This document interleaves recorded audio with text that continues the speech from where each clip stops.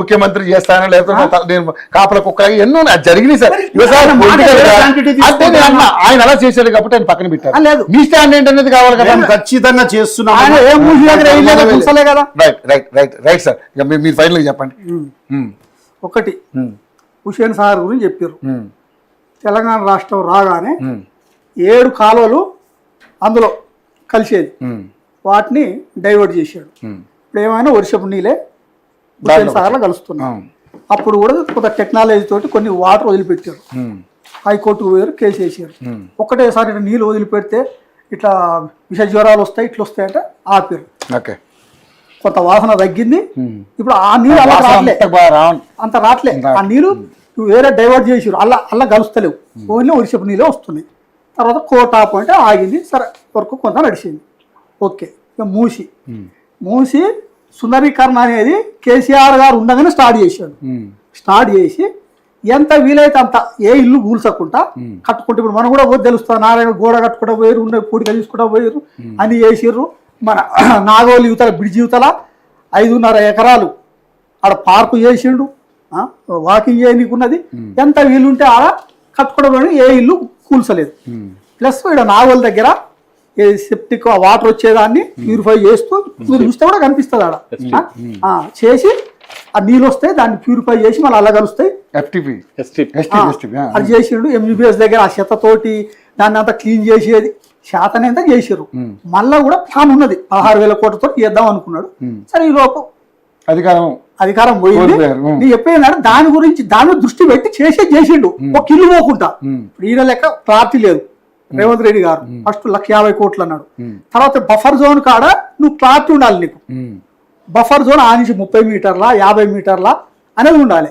కానీ నీకు ఆడ హిమాయత్ సాగర్ దగ్గర పెద్ద ట్యాంక్ కట్టింది కదా, ముందుకు వచ్చినాక హనుమాన్ నగర్ అని ఉంటది. అది దాదాపు ఎట్లా అంటే ఒక 1/2 కిలోమీటర్ ఎక్కువ ఉంది. వాళ్ళకు కూడా నోటీసులు ఇచ్చారు. ఏ లెక్క ప్రకారం ఇచ్చినావు? నువ్వు 30 మీటర్లు ఇస్తున్నావా? 50 మీటర్, అది 500 మీటర్లు ఉంది. అది అంటే మీరు చెప్పేది ఏంటంటే ఫస్ట్ డీపర్ తయారు చేసుకో. చాలా రోజులు కొన్ని ఇల్లు కూల్చినావు, ఆడపోయి అపార్ట్మెంట్ లెక్క ఇస్తే అలా కాడి మధు పార్క్ బ్రిడ్జ్ లో కూడా 50 మీటర్లు అంటున్నారు.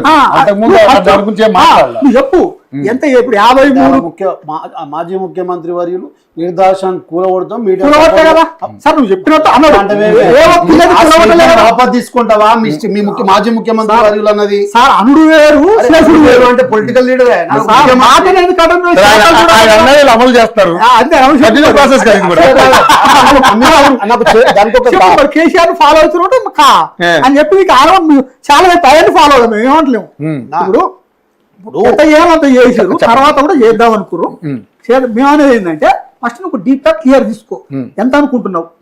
ఈ నుంచి 30 మీటర్లు అనుకుంటే 50 అనుకోని గిరిగిరి పోయి ముందు వాళ్ళకి ఇచ్చి మస్తు ల్యాండ్ ఉన్నది, కట్టిస్తావా, డబుల్ బెడ్రూమ్ ఇస్తావా, ఆడిస్తావా, వాళ్ళు ఇచ్చినాక ఎవడొద్దంటాడు? వేరే వాళ్ళ గురించి ఎవరు చేసినప్పుడు అట్లా చేస్తాం. ఓకే. అది ఏమి ఇవ్వకుండా ఇంత చాలా 15,000 కుటుంబాలంటే ఏ పద్ధతి ప్రకారం? మేము కూడా చెప్పినాం, చేసుకుంటా పోయినాం. పెద్ద చేసి చిన్న కూడా వేసింది, ఏ వాళ్ళు డిస్టర్బ్ చేసుకుంటా పోయి చేయకుండా పోయినావు. సరే నువ్వు డిస్టర్బ్ చేద్దాం అనుకుంటున్నావు, పద్ధతి ప్రకారం చెప్పు. ఇది ఈ నుంచి ఇటు 30 మీటర్లు, ఇటు 30 మీటర్లు, 50 మీటర్లు ఏమనుకుంటున్నావు? డీపర్ తయారు చేసి గిన్నె ఇల్లు పోతున్నాయి, మీకు గిడిస్తున్నా, అమౌంట్ ఇస్తున్నా, వాళ్ళు ఒప్పి. ఇప్పుడు అదే ఫ్యూచర్ సిటీలా కేసీఆర్ కొంత గవర్నమెంట్ కొంతమంది రైతుల కాదు తీసుకున్నా కదా, అది వాళ్ళు ఒప్పించా కదా. సరే వాళ్ళు కొంతమంది ఒప్పుకోకుండా వాళ్ళకి అమౌంట్ ఇచ్చే క్లియర్ చేసి ఇప్పుడు ఫ్యూచర్ సిటీ అంటున్నాను. అంటే అట్లనే నువ్వు కూడా ఒక డీపీఆర్ పెట్టుకొని ఒప్పించి ఆ ప్రజలకు వేరే ఇల్లు కట్టిస్తావా, పైసలు ఇస్తావు, ఏం చేస్తావు చేసి ఆ పని చేయమని చెప్తున్నావు. అట్లా చేయకుండా ఊకనే చాగట్ల కూడా కొట్టినవు. మల్లన్న సాగర్ పోయి అడగండి. చెప్పినట్టు మల్లన్న సాగర్ కానీ వాళ్ళకి ఇల్లు కూడా కట్టించింది. కానీ మల్లన్న సాగర్ కానీ ఇల్లు కూడా కట్టించు, ఇంటికో ఉద్యోగం అక్కడ రాష్ట్రం మొత్తం అందే కేసీఆర్. దాని ఇల్లు రాష్ట్రానికి పెట్టింది చంద్రబాబు నాయుడు అక్కడ. మల్లన్న సాగర్ విషయంలో మాత్రం మల్లన్న సాగర్ కూడా అమౌంట్ అంత ఇచ్చిర్రు, ఇచ్చి వాళ్ళకి ఇల్లు కట్టించిర్రు. ఆడ ఏం లేదు. ప్లస్ ఇంకోటి, ఇక చెరువు గురించి మాట్లాడినా మనం. కూకటపల్లి సున్నం చెరువు ఉన్నది. సున్నం చెరువు సుందరీకరణ ఇంతకుముందు ఉన్నప్పుడు కేసీఆర్ బార్డర్లు గీసారు, కొంతవరకు వేసారు. ఈయన వచ్చినాక ఏం చేస్తుండే, ఫర్ ఎగ్జాంపుల్ ఇదో చెప్పారు కదా, కూకటపల్లి సున్నం చెరువు ఉన్నది. చెరువు చుట్టూ నువ్వు బఫర్ జోన్ క్లియర్ చేసినావు. చేసినాక కొన్ని ఇళ్ళు ఉన్నాయి, కొంత ఓపెన్ ప్లేస్ ఉంది, ఆ పట్టా ల్యాండ్. వాళ్ళని ఏం చేస్తుర్రు? ఇది ఈ బఫర్ జోన్ అంటే ఎవరైనా తీస్తే రౌండ్గా తీయాలి, 50 మీటర్లు 100 మీటర్లు తీయాలి. ఆల్రెడీ కొంత భాగం 75% ఇల్లు ఉన్నాయి, ఆ వదిలిపెట్టి లోపడుకున్న ప్లేస్ కూడా ఆడ తీస్తుడు ఇల్లు వదిలిపెడుతుడు. అంటే నీ ఉద్దేశం ఏంది అంటే వాడిని బెదిరించి ఎంతకో కొంత ఇది చూడు తర్వాత ముందు మీకు తెలుస్తుంది. రేవంత్ రెడ్డి ఫ్యామిలీ వాళ్ళ భార్యతో సహా ఇంతకు కూడా చెప్పినా మళ్ళీ కూడా చెప్తున్నా, వాళ్ళ అన్నదమ్ములు టీడీఆర్ రూపంలో హైడ్రాను ఒత్తిడి చేసి వాళ్ళు భయపెట్టి వాళ్ళ భూములు తీసుకుంటారు. తర్వాత టీడీఆర్ అని ఇప్పుడు మార్కెట్ రేటు గవర్నమెంట్ రేట్ ఉంది కదా, దానికి 3 రేట్లో 4 మంది జియో తీసి ప్రభుత్వం తీసుకుంటారు. ఆ భూమి అప్పటికి ఎవరు చేతులు ఉంటాయి. కవిత మంద కదా, మీరు చేసిన 10 ఏళ్ళు చేసిన అకృతాల గురించి ఆమెకు సమాధానం చెప్పు. పార్టీ పెట్టించారు కదా, ఇంకేంది పార్టీ పెట్టించారు.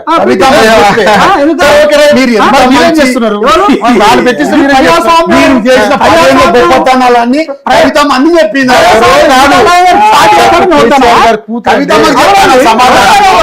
సరే ఓకే, విమర్శలు చేసుకోవడానికి మనకు చాలా టైం. తెలంగాణ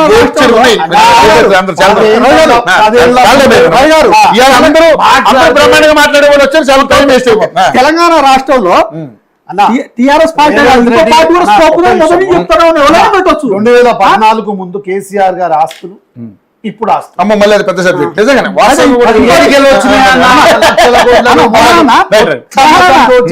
రేవంత్ రెడ్డి ఆస్తులు కూడా తెలుస్తాయి కుటుంబం అంటే తీయండి మీరు కూడా, మీరు తీయండి వాళ్ళు రేవంత్ రెడ్డి ఆస్తులు తెలుస్తాయి. వచ్చినాక ముఖ్యమంత్రి ఆస్తులు పెరుగుతాయి, పరస్పరం చెప్పుకుంటారు. ఇంకోటి చెప్తున్నా, ఇంకోటి మెస్ గురించి చెప్తున్నాం. తెలంగాణ రాష్ట్రం వచ్చినప్పుడు తెలంగాణ రాష్ట్రంలో ఒక స్టూడెంట్కు 750 రూపాయలు ఇచ్చేది. 750 రూపాయలలో మరి రైస్ 100కి వెళ్ళి కొనాలి. దాదాపు 32 రూపాయలు 33 రూపాయలు రైస్ పోతే కూరగాయలు వస్తాయి. కేసీఆర్ గారు దాన్ని 1500 చేసి ఫ్రీ రైస్ ఇచ్చాడు.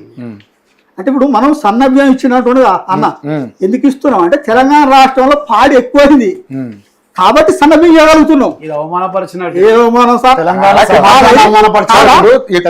ప్రజలకు అవమానపరిచినట్టు. సన్నభ్యం ఎక్కడిచ్చారన్నా మీరు పిల్లలకు 750 హాస్టల్ ఇచ్చారు. కేసీఆర్ గారి మనమడు ఒక స్కూల్ కు ఆల్రెడీ కేసీఆర్ ముఖ్యమంత్రిగా ఉన్నారు. ఆ స్కూల్ చూసి బాధపడుతూ అరే గింత దయాన్ని ఉంది ఆ ప్రభుత్వ స్కూల్ ఎవరన్నారా మాట. కేసీఆర్ స్వయం మనమడు ఎవరు అధికారంలో ఉన్నారు, ముఖ్యమంత్రి. అక్కడ చూసి గొప్ప పాలన మనమడే బయట పెట్టి బాత్రూమ్లు చూసినాం. సరే ఇప్పుడు అదేంటంటే ఇంకా 750 1500 చేసి సన్నబియ్యం ఇచ్చిన 1500 ఓన్లీ కూరగాయలకే. ఇంకా చికెన్ లేదు, ఎగ్స్ లేవు, టిఫిన్ లేవు. మేము వచ్చాక స్టార్ట్ చేసాం. కేసీఆర్ మన్మల్ సంగతి చెప్పు. ఎక్కడైనా కేసీఆర్ మనోడు కూడా చెప్పగలిగిండు. అంటే నేను తినే తిండి లేదు అని అనుకుంటా ఆయన చెప్పగలిగిండు. చెప్పలే ఆయన చేసిన సొంత అధికారంలో రావడానికి మీరు ఎన్ని అబద్ధాలు ఆడారో వీళ్ళు కూడా చెప్పని కూడా చేసినాం. దళిత సీఎం అని చేసినాం, సమాజానికి అన్ని తెలుసు. నేను తెలంగాణ సమాజం అన్ని తెలుసు కాబట్టి ఎక్కడ ఉన్న బీజేపీ న్యూస్ ఎక్కడ తీసుకెళ్ళారు సార్, వాళ్ళు కూడా ప్రయత్నం చేస్తా ఉన్నారు. వాళ్ళు కూడా ఒక అవకాశం వస్తుందని వాళ్ళు కూడా ఆశపడతా ఉన్నారు. మీరేమంటారు? ఇప్పుడు ఉన్నటువంటి అధికారం ఉన్నటువంటి ఈ ప్రభుత్వం తెలంగాణకి ఏమి ఇచ్చారు? గాడిద గుడ్డని మనం తీసుకొచ్చారు. తెలంగాణ ఏముంటే బాగా చూసుకోవాలి గారు. బీజేపీ రావాలని తప్పు లేదు, కానీ తెలంగాణకి ఏదో 2029 ఎన్నికల్లో అదే జరగబోతుంది. మోహన్ గారు అన్న చెప్పినట్టు ప్లీజ్ అంటే ఎన్ని రోజులు లోపల ఉంటారు బయటకు సరే. అది తెలంగాణ రాష్ట్రంలో బీజేపీ మంచి పని చేస్తే రావచ్చు కదా. కాకపోతే ఏది తల్లిని చంపి బిడ్డను బతికిచ్చారు ఎన్ని కరెక్ట్ కాదంటున్నాం. తమిళనాడు ఎట్లా ప్రాంతీయ పార్టీలు ఉన్నాయో ఏమో ఇంకో ప్రాంతీయ పార్టీ కావాలని కోరుకుంటున్నారు. జాతీయ పార్టీ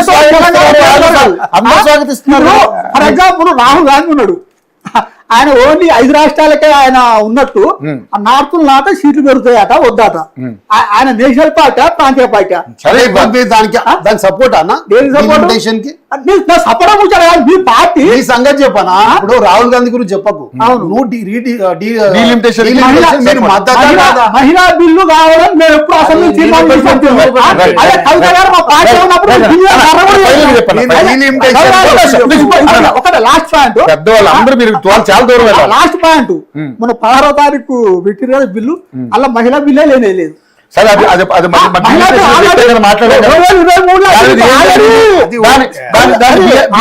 బీజేపీ చేసిందని మీరు మాట్లాడారు కదా. 2023 ఆమోదం పొందింది. అది కూడా 2020 తర్వాత ఎలక్షన్ రావాలి. ఎలక్షన్ తర్వాత 34 అమలు అవుతుందో ఆ బిల్లు ఉన్నది. ఇంకోటి చెప్పాలి, 1971 ఫ్యామిలీ ప్లానింగ్ ఆపరేషన్ జరిగినాక 1976 ఇందిరాగాంధీ గారు ఏం చేసిరంటే ఇట్లనే డిస్కషన్ జరిగింది. సౌత్ లో మొత్తం ఫ్యామిలీ ప్లానింగ్ జరిగింది, ఇక్కడ నార్త్ లో పెరుగుతాయని 20 సంవత్సరాలు మళ్ళా డీలిమిటేషన్ లేదన్నది. తర్వాత 2001లో 25 ఏళ్ళు అయిపోయినాక మళ్ళీ వాజ్పేయి గారు వచ్చి ఆ రోజు సేమ్ 25 ఏళ్ళు అన్నాడు. అదే బిల్లు 2025 తర్వాత చేసుకోవచ్చు. దానికే మొన్న 23 ఆమోదించిన 34 అని ఉన్నది. అలా మొన్న మహిళా బిల్లు మొన్న దాంట్లో లేదంటున్నది. మాట్లాడదాం అది ఏం జరిగింది ఫైనల్ చెప్పాను అన్న. ఒకటి ఇప్పుడు చాలా విషయాలు మన మోహన్ అన్న మాట్లాడుతూ ఉన్నారు. నేను ఏమంటున్నానంటే మొత్తం రాష్ట్రం మన హైదరాబాద్ లో ఉన్నటువంటి చెరువులు 50 చెరువులు 50 చెరువులల్లో మొత్తం 10,600 ఎకరాలు